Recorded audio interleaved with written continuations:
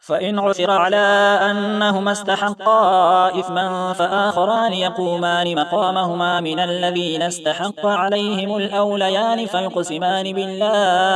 فيقسمان بالله لشهادتنا أحق من شهادتهما وما اعتدينا إنا إذا لمن الظالمين. ذلك أدنى أن يأتوا بالشهادة على وجهها أو يخافوا أن ترد أيمان بعد أيمانهم واتقوا الله واسمعوا والله لا يهدي القوم الفاسقين.